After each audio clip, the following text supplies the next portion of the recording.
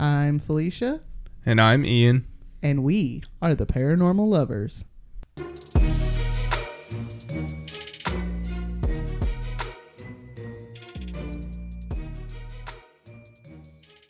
Hello, paranormal dudes, dudettes, and dudays. Welcome back to another episode of the Paranormal Lovers. Hey guys, Hey guys.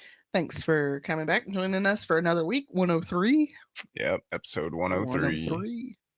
So weird to say. I'm going to keep saying episode numbers because I'm autistic and I like to do it that way.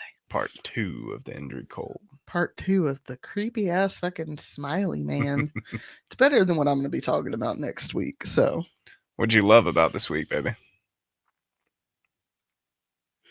I loved that I got to paint and build bookcases at work. We're doing a reset, Yeah, remodel renovations at the store at my job. that's cool. So I love we're painting. shut down for like 2 weeks. Even if it's like one solid color painting. Yeah, it was just like paint and trim, white trim, but it Yeah. was, I like to do it. I did this house, like it was so much fun. Mm-hmm. So, but yeah, what did you love about this week?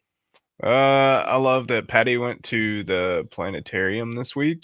I'm jealous. I think that's cool. I love space. I love everything about space. Yeah, if you're ever in the area in Western North Carolina, over in Brevard, there's the Pisgah Astronomical Research Institute, or Perry for short.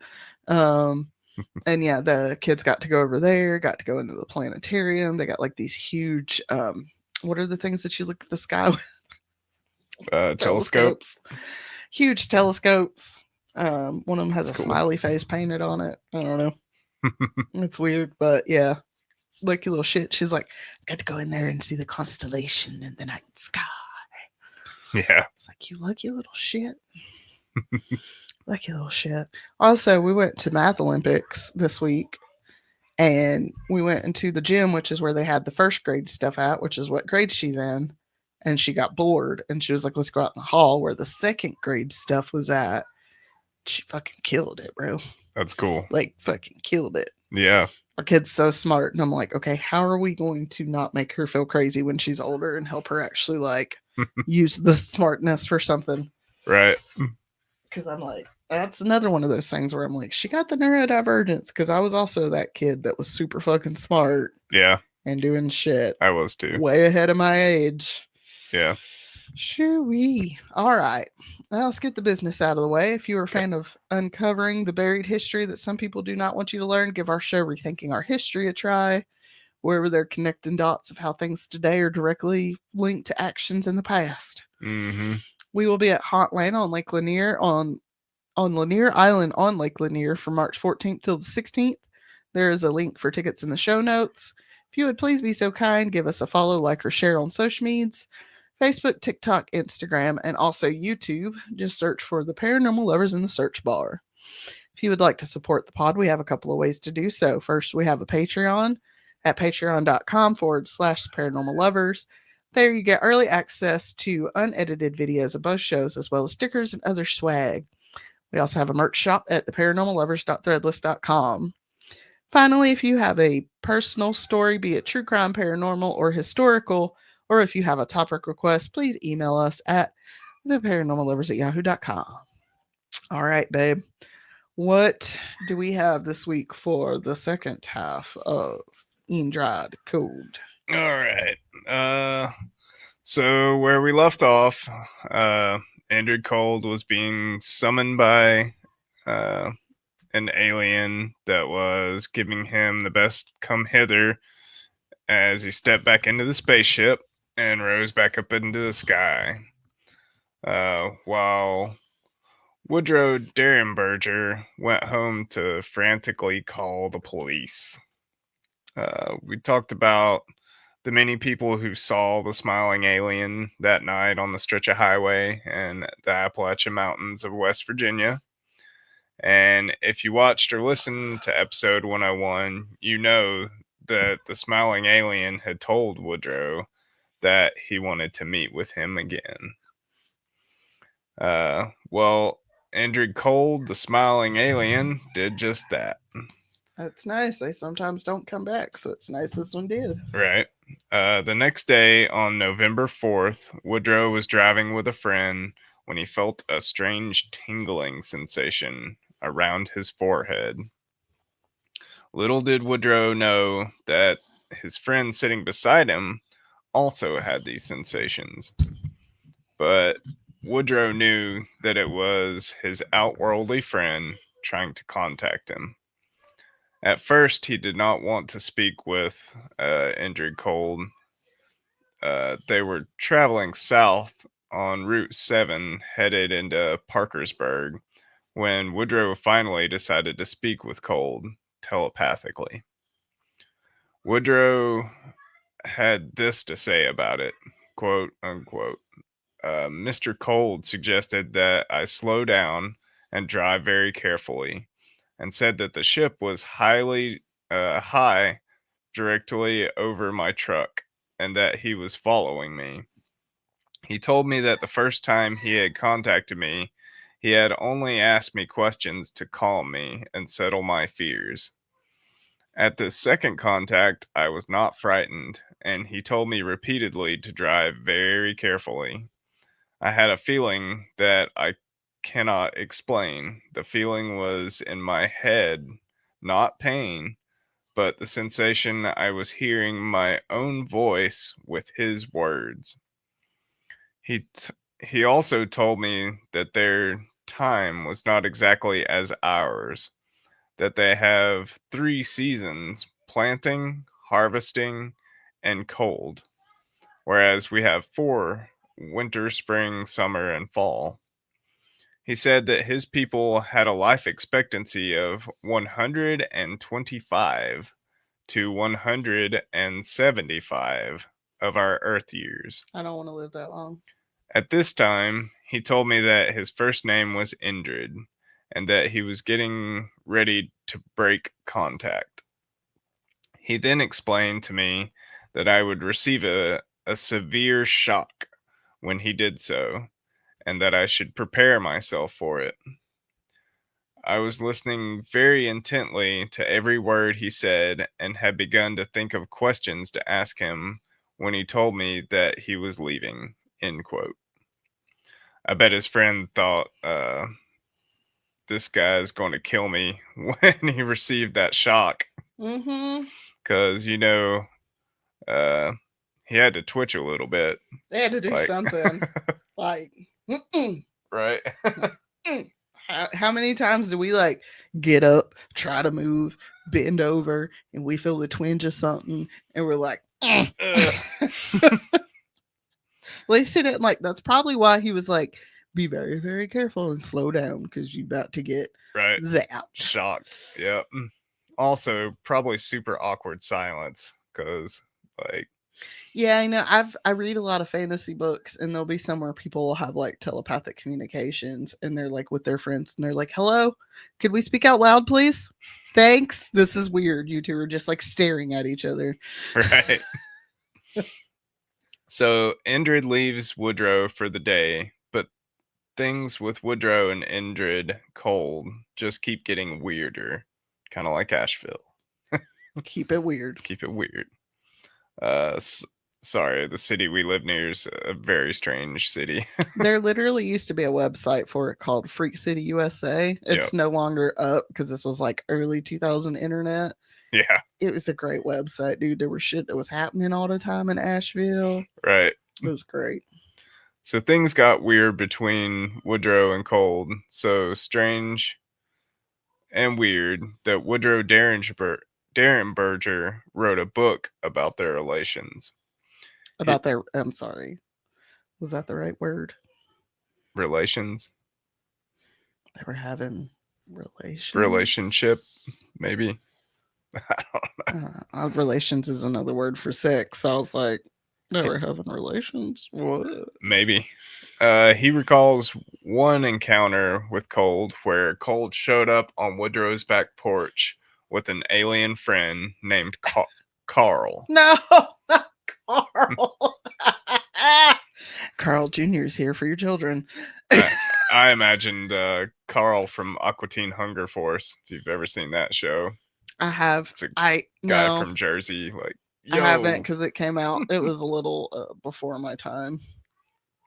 Um, except Cold's Carl showed up to talk about religion with Woodrow. Oh, okay.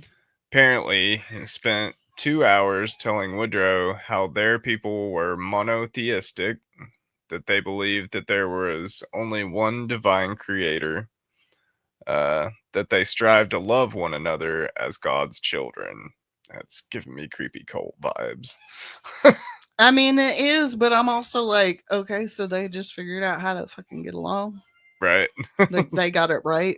They're like the Maybe. right Christians over there. Like, yeah, this is it. They were very surprised when Woodrow told them of Earth's many religions.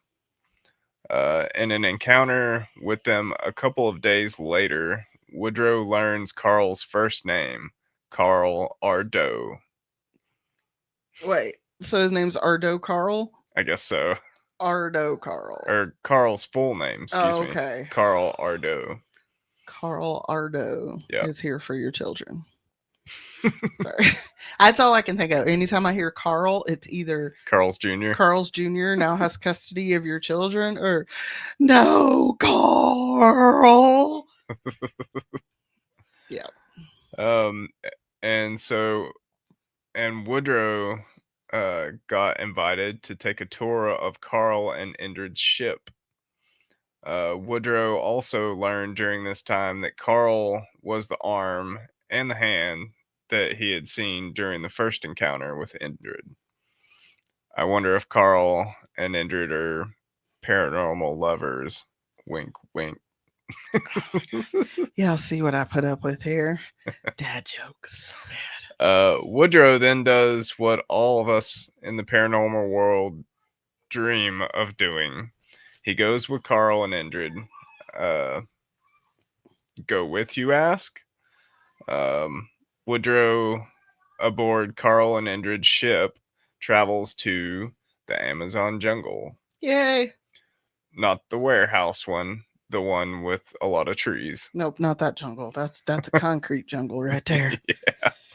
Yeah. They then decide to go to the moon while listening to Pink Floyd. I was gonna be like, just kidding. fly me to the moon. They weren't listening to Pink Floyd. Or Frank Sinatra. But hey, aliens want to fly me to the moon and listen to Pink Floyd. I would definitely go. That'd be so trippy. That'd be awesome. It'd be so trippy. Carl, you would need your hug blanket your trip blanket, yeah. your little trip thing real bad.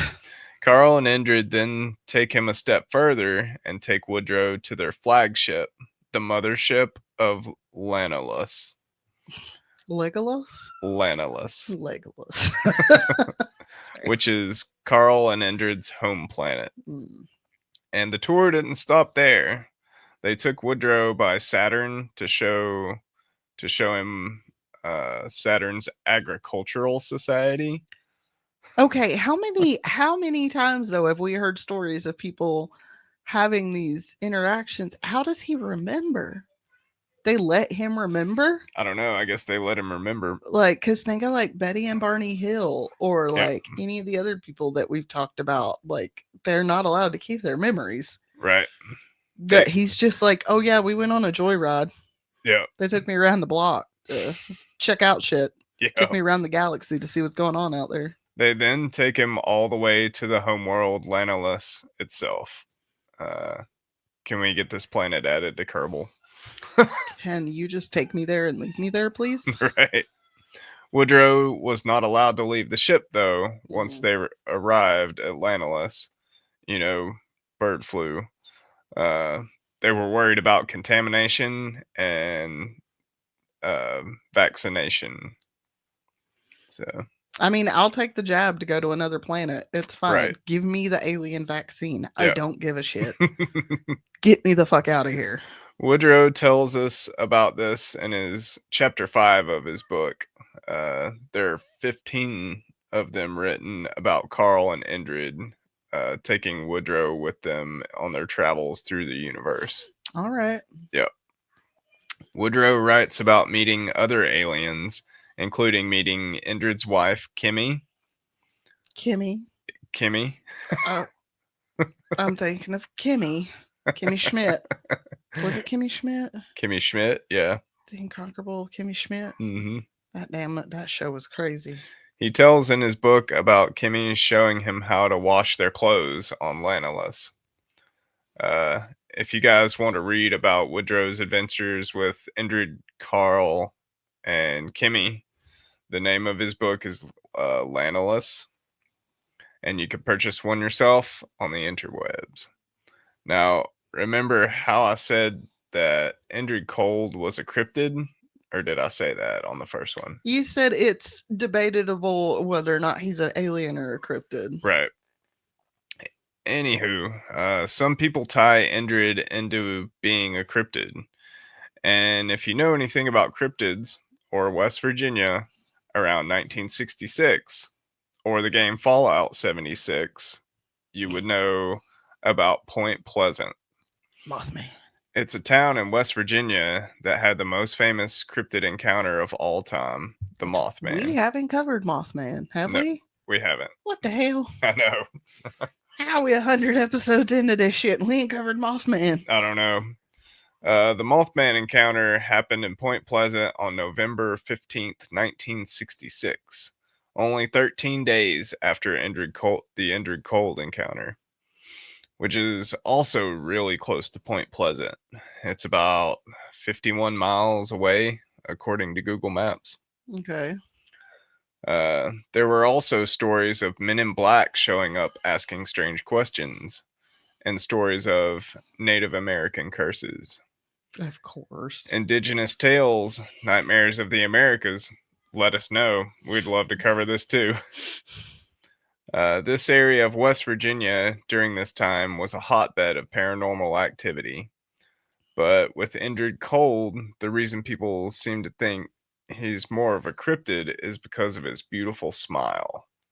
Like we talked about in episode 101, there's something really creepy about a forced smile. Mm-hmm. Like with Indrid, there was something that was just not quite right about him. As humans, we can tell in our brains when something just doesn't look Mm-hmm. human. It's Uh, like it's trying really hard to be human, but right. it's not quite. If you listen to episode 101, this is what scared the Yanchitas boys. Their encounter with Indrid seemed more sinister. Mm-hmm. In the cryptid world, they call creatures that try to appear human but are not imposters. Or mimics. Yeah. Um, Or flesh pedestrians. like the German tales of doppelgangers. Oh, Uh, hey.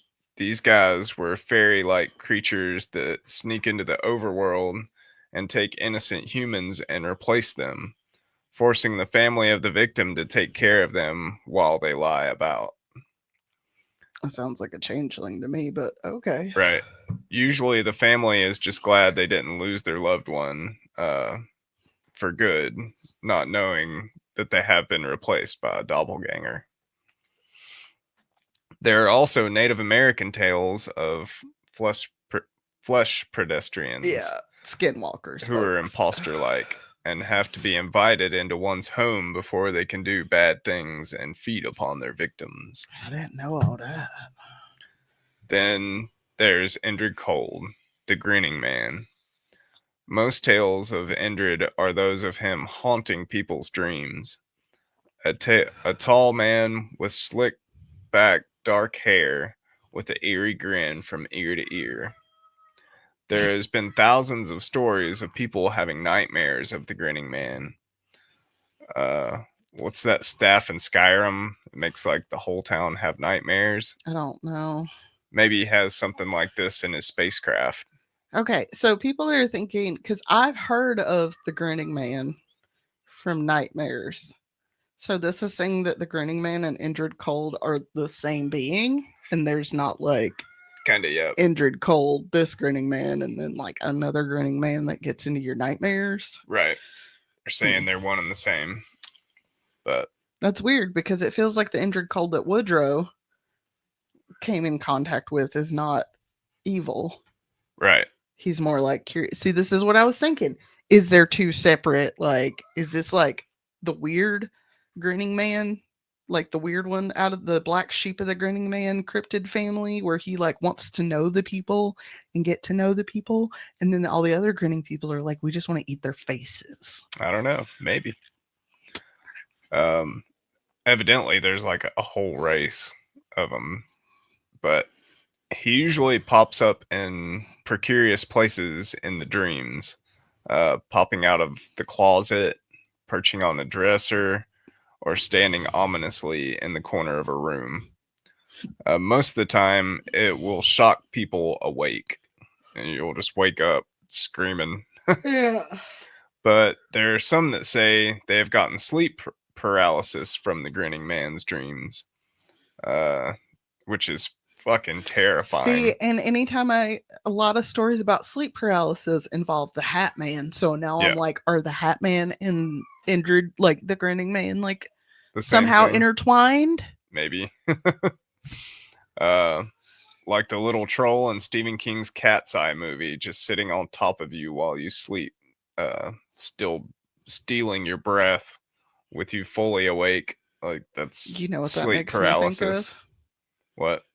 I once woke up with a rat on my chest, Hmm. staring in my face. You ever had that experience? Nope. Whew, whew, whew. So this seems to be the case with the Lily family and their little girl's nightmares that she was having of the grinning man standing over her. Hey, you come after my baby, I'm gonna fuck you up. Right. Don't come after my kid. Some people think that he might be a demon or even a jinn. There were lots of encounters with the grinning man, but the most famous ones comes from the area in West Virginia where Woodrow's encounter was. In chapter 8 of Woodrow's book, Woodrow tells of an encounter that happened not in space, but here on Earth. It describes two cousins named Jim and Carla. Jim and Carla had an encounter with a flying saucer that was landed in a ravine in that same area. The saucer seemed to have had two humanoids piloting it. Eventually, Woodrow and Indrid and Carl were near there while cruising along in their ship and had wrangled up the humanoids and chased them off. Indrid later on told Jim and Carla and Woodrow that these humanoids were trouble, that they had a problem with these guys stealing and taking things that didn't belong to them. Indrid described these humanoids as being tall, man like creatures, but with large red eyes. They had wrinkly faces and they had feathers where they were supposed to have hair. The description seemingly matched the description of the before mentioned Mothman. It appears that the humanoids in Woodrow's story could have been the Mothman or Mothmen, because there's two of them. In a way, Indrid Cold was a cryptid hunter himself, which in this story, the cryptid that they were hunting were also aliens. There is also another cryptid from this area that looks similar to the description of these humanoids, and it's called the Flatwoods Monster. Ha! It also makes sense why the men in black showed up with all the alien activity in the area. Now, Woodrow wrote his book in 1971, several years after the Mothman prophecies. He could have added it to his book, to sell a few more copies, but we really don't know. Yeah, I don't know. I struggle with the theory that they were like troublemakers, Right, because Mothman's not a troublemaker. right, He's a some people consider him like a harbinger. I think he's more like a warning, like, hey, watch out, something's getting ready to happen. right. Now, we have some friends in the podcast community that would have a different theory. Leslie and Stephen Shaw would say that these creatures didn't originate from space, but they came from right underneath us. Being from a small town in western North Carolina, I could totally see the possibility of the entrance to their underground passages being in a remote part of our mountain forests. Anywhere. They believe all of the creatures are coming from underground bases made thousands of years ago. Check out Leslie and Stephen's book or their new show to learn more about the aliens from underneath. There is also the possibility that Indrid Cold uh, and the Mothman and others are interdimensional beings. Being advanced enough for space travel makes sense they could also travel through dimensions or even time. Then again, in Woodrow's book, he describes Indrid Cold as more of a spiritual entity. The race of people from Lanilus were religious people. They were also nudists. They could come together in a uh, they would come together in a utopian gathering, naked, sinless, and pure. Sounds kind of like he thought of them as angels. Saying that maybe them chasing away the Mothman was good versus evil or angel versus demon. Who knows what Woodrow seen that night on the highway while adjusting a sewing machine in the back of his truck, but whatever he seen was enough to make him tell this wild tale. It also led him to write the extravagant stories of intergalactic travel and meeting of all kinds of other beings. Maybe he just got tired of selling sewing machines, really, and found a way to launch himself into the media spotlight. If that was the case, he won. He also could have taken this path from hearing of the tale of valiant Thor. Where you at, Thor? Thor, you out there? Where you at, Val? We still waiting. We need you. Both stories tell of aliens that want to help humankind. Uh, we will never know what parts of Woodrow's story is true, if any. But hey, it's a more believable story than a guy in a red suit bringing toys to 8 billion people in one day. I still love you, Santa. We love you, Santa Claus. Tried to tell homegirl that he wasn't real, and she was like, I don't believe you. So, what do you guys think? Crazy story, right?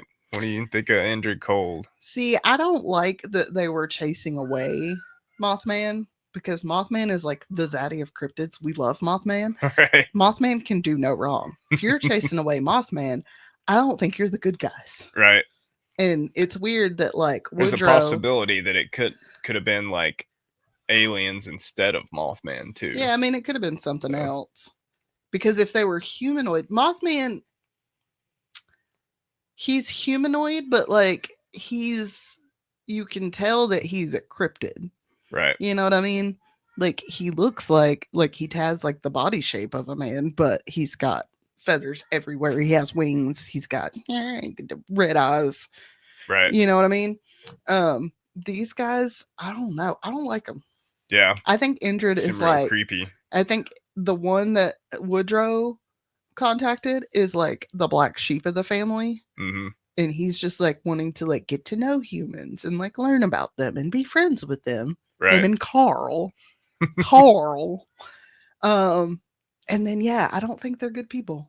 Right. I don't think the other smiling men are good people. I think he's the odd one out. Right.